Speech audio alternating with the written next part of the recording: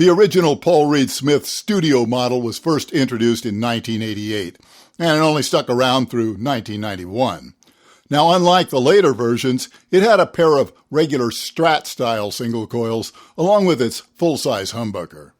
Now, the model was reimagined around 2010, replacing the single coils with the new PRS narrow-field humbuckers, which began development around 2008.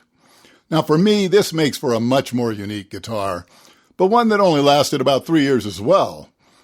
There was also an S2 Studio in 2018, but it featured their Starla pickups rather than the narrow fields. I believe it was 2021 when the company brought the Core Studio model back. Now, I always liked the narrow field pickups, and I thought the Studio was a very cool model, but at nearly $4,000 and up, it was pretty unlikely I'd be picking one up. So when PRS introduced 3 new, more affordable versions this year, well, that got my attention.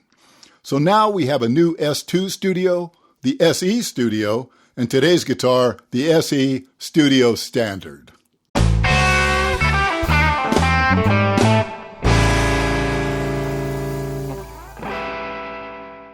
Despite it being the least expensive of the bunch at $849 US, I find the SE Studio Standard plenty appealing, with its bolt-on maple neck and clean, no-frills appearance.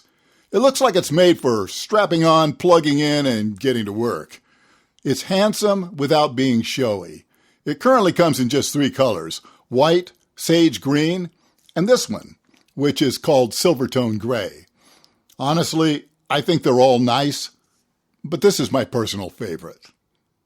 As is usual for PRS guitars at all price points, there was nothing wrong with the factory setup, and this one was nicely playable right out of the box.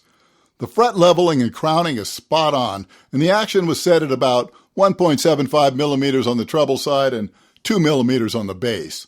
Very playable. But I set all my guitars up just a touch lower at 1.5 millimeters treble and 1.75 bass. Also, there was a little more neck relief than I felt necessary, but it only took a few minutes to adjust the relief to about 6/1000ths of an inch and dial in my preferred action. Now, of course, I checked the nut height as well, and it's about as perfect as you could hope for. As for weight, these tend to weigh a little over 7.5 pounds on average, this one coming in at 7 pounds, 11.8 ounces.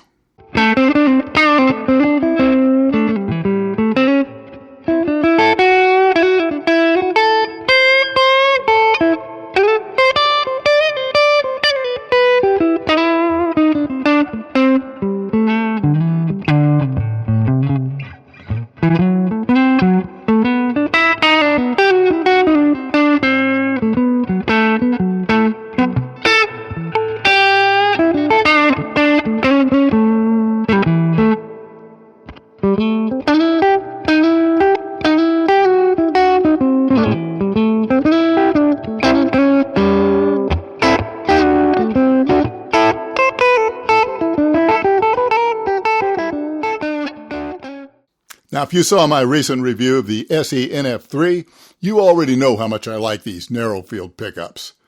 But I would think adding the 5815S humbucker in the bridge position should give this model a little extra appeal for some players.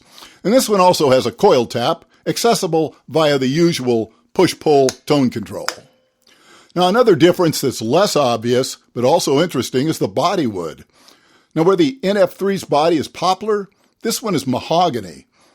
Here's where I really wish I had the NF3 to compare directly, because my impression is this one sounds thicker in the low mids and somewhat darker overall, not in a muddy way, but it does sound smooth and fat.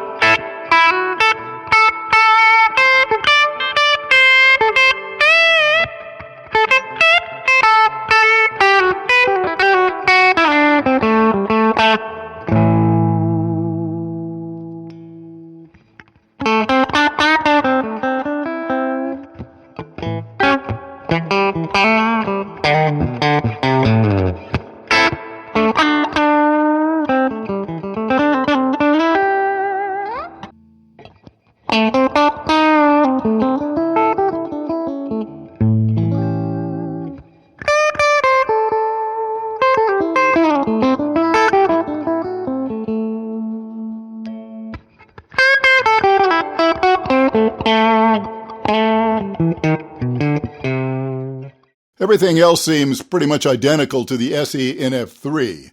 Same wide, thin neck profile with the usual PRS 10-inch radius and 25-inch scale length. Same 1.687-inch or 42.8 millimeter nut width. Same PRS design tuners and molded vibrato bridge. But the differences do matter. Of course, the bridge humbucker sounds nothing like the Narrowfields. And while you could make the case that it's all about the pickup, I do think the mahogany body brings something to the table as well. Let's hear it in a mix.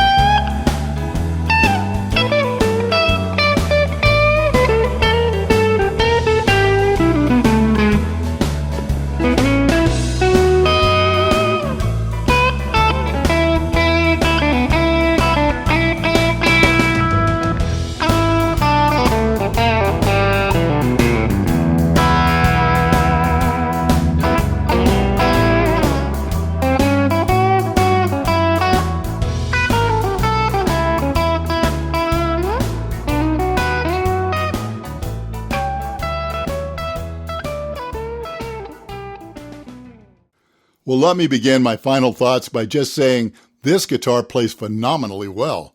I mean, seriously, about as good as anything.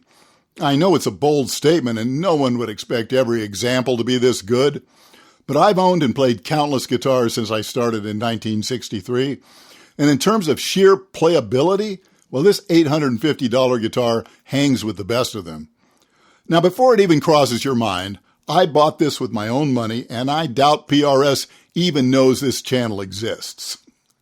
In any event, I'd say the SE Studio Standard is a solid addition to the lineup, adding just enough of its own thing to not be redundant. Now, of course, the set-neck maple-topped SE Studio will be further from the NF3 and closer to the core model. And if you already have the NF3, then adding the set-neck Studio would probably make a lot more sense. But if not, another option is never a bad thing. Now, one thing is certain, this guitar can cover a lot of ground, and it could be a real gigging workhorse.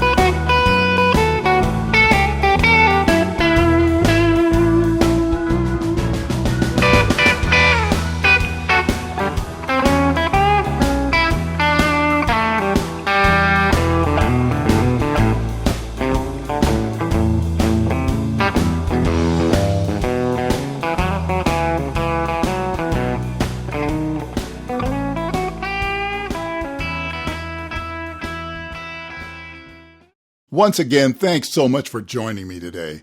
If you haven't already subscribed to the channel, go ahead and do so now. It doesn't cost you a thing and it does help the channel. And if you'd like to further support my efforts here, please visit my Patreon page and consider becoming a member. And with that, I'll say goodbye for now, and I'll see you again very soon.